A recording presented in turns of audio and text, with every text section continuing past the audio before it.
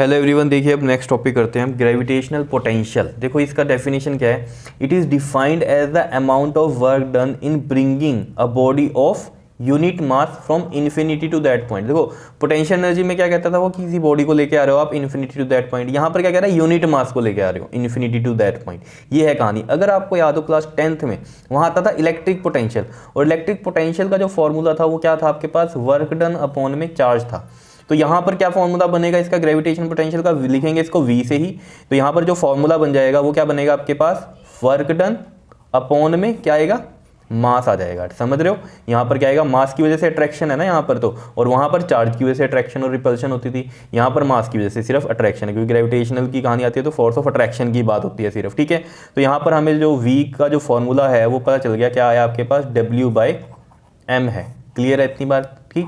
और यहाँ ये जो m है यूनिट मास है, यूनिट मास यानी कि 1 kg है, तो वर्क डन के इक्वल हो गया आपका पोटेंशियल। क्लियर है। और ये कैसी क्वांटिटी है, स्केलर क्वांटिटी है। It is a scalar quantity. Clear, जो पोटेंशियल है आपका वो कैसी क्वांटिटी होती है, स्केलर क्वांटिटी है। क्लियर है इतनी बात, ठीक है। उसके बाद अगर हम बात करें इसमें SI यूनिट की इसके, तो SI यूनिट क्या होंगे इसके, SI यूनिट क्या होंगे बताओ। इज वर्क का क्या होता है जूल, और मास का क्या हो गया केजी, तो जूल पर केजी।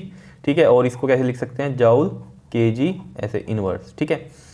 एंड इन सीजीएस में क्या होंगे इसके बताओ, जूल का किस में होता है सीजीएस, अर्ग किस में होता है, अर्ग, और अर्ग पर ग्राम।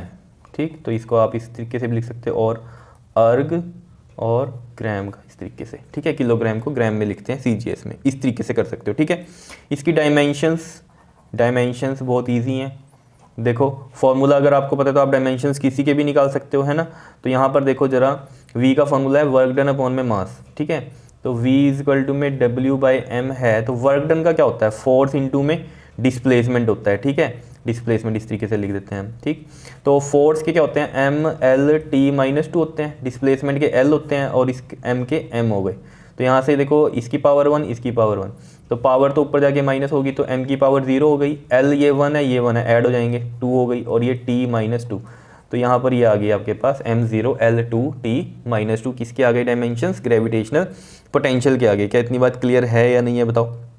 ठीक है, अब देखो यहाँ पर हम निकालते हैं इसका मेन फार्मूला क्या होगा। देखो आपको पता है यहाँ पर जो वर्क डन का हम लिखेंगे फार्मूला, वो क्या लिखेंगे, W किसको लिखेंगे हम, पोटेंशियल एनर्जी को, और वो अभी पिछले टॉपिक में आपके पास आया था। यहाँ पर क्या था ये, माइनस का Gmm/r, बिकॉज W ही ये है। ठीक है ना, तो वर्क डन यही होगा हमारे पास। क्लियर है, Gmm/r।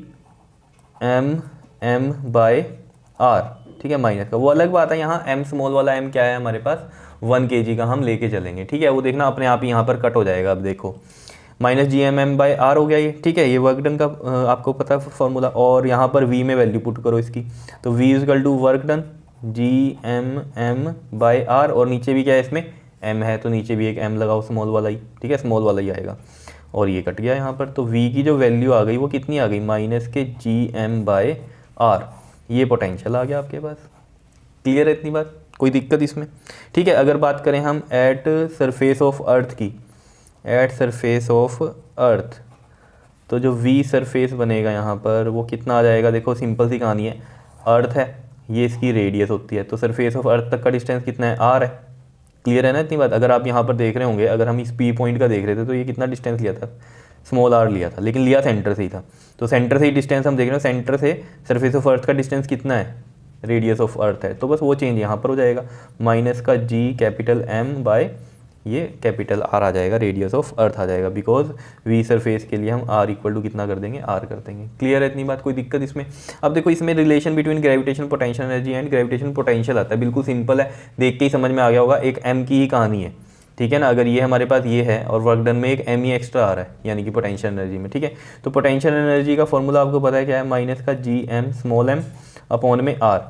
ठीक है, तो अगर हम यहाँ से ये देखें, ये वाली जो वैल्यू है इसकी, ये किसकी है, G माइनस Gm/r। अगर इस तरीके से मैं इसको लिख दूँ, और ये स्मॉल m, तो ये क्या है यहाँ पर, ये क्या है आपके पास, ग्रेविटेशनल पोटेंशियल एनर्जी, और यहाँ पर ये क्या है आपके पास, ग्रेविटेशनल पोटेंशियल। ठीक है, इनटू में क्या है, मास है। तो ये रिलेशन है, ग्रेविटेशनल पोटेंशियल एनर्जी किसके इक्वल होती है, ग्रेविटेशनल पोटेंशियल इनटू में मास। क्लियर है, इतनी बात बताओ, आ गया समझ में। ये था आपके पास ग्रेविटेशनल पोटेंशियल। क्लियर है, कर लोगे इसको। ओके जी, थैंक यू।